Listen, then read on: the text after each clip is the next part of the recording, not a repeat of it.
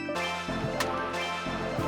right, thanks for coming back for another episode of $1 Million Fast Track with Barron's Top 100 advisor, Erin Botsford, where she helps advisors answer their most pressing questions.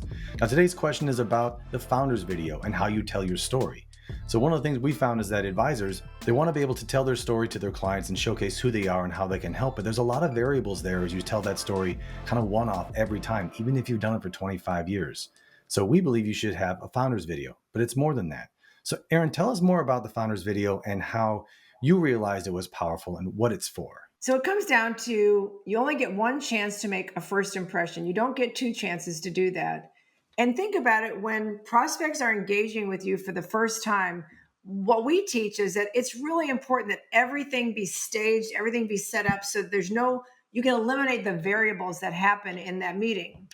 And so typically a prospect will come in and the advisor knows that they have to tell a little bit about themselves, their background, their history, their qualifications, or something like that.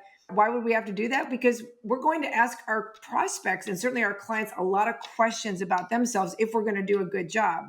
So I wrote a paper one time. It was called Get Naked First. And I know that's a silly set of words to use, but it was true. We want to reveal something about ourselves first before we sort of have the audacity to ask them a lot of personal questions about themselves. So over time, I created what we called a founder's video. In fact, I had at least 3 different iterations. One, it was very efficient because my staff could go in and as they greeted our clients or our prospects, they could tee up this founder's video so that every single prospect got the same messaging. It wasn't hit or miss. The other problem advisors have is they typically will come in and yes, they want to reveal some things about them. They want to tell about their background, but they end up just talking on and on and on about themselves, and they start droning on. And the worst part is, yes, we do need to reveal maybe some challenges or circumstances that happen in our life, but we want to be able to show how we overcame those challenges, because still in our culture and in our country, overcoming challenges, overcoming adversity is both appreciated and applauded. The problem is that we end up leaving ourselves in a mud puddle in the tense situation of being in front of a prospect. We forget that we didn't tell them how we got out of the mud puddle. And I've seen scripts for Founders Video where they talk about the lesson they learned from their first divorce and then the one from their second divorce and the lessons they learned from their third divorce. We don't have to tell everything that happened in our life. The problem with that is you can end up leaving your prospects with the impression that you just used bad judgment.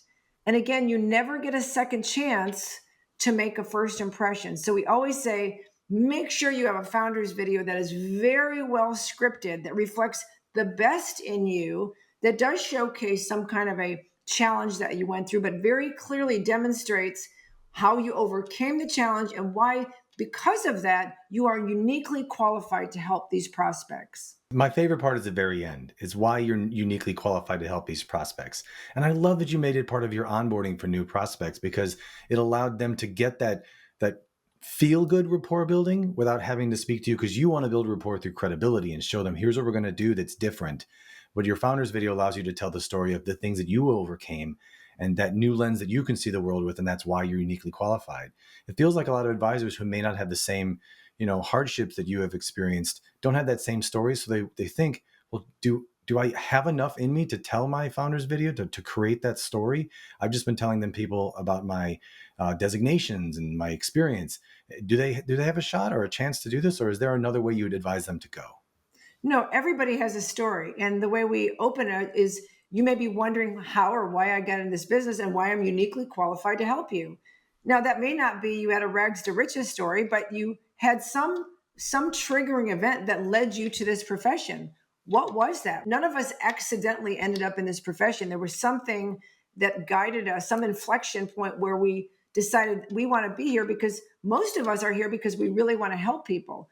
What was that inflection point? And so if you don't have a lot of challenges in your life, if you're young or whatever, it doesn't matter. People want to know what that inflection point is that caused you to be sitting in front of them and why you are uniquely qualified to help them with their planning. Yeah. And you know what? It almost feels like the inflection point, and I love that you said that, because advisors look at their career span. Let's say we've been doing this for 25 years. Um, I've always been the same. No, you haven't. If you go back to something happened to you in your early parts of your career that changed the way you operated, it Yeah. made you level up to the advisor you are today. What was that event and how was that pivotal? That's such a great inflection point because it then tells the story of, well, now that I did that and I realized I wasn't going to do that anymore, I was going to do this now. It makes you a better candidate to help people and your clients make better decisions and go through the trenches with you. So Yeah. I love that. Is there anything that you would say for people doing financial founders videos, the areas to avoid? Yeah, again, I think, first of all, I think you should have it professionally written because I don't care who you are. We never see the uniqueness of our situation or our story. So let a professional writer, we actually have a professional writer on our staff.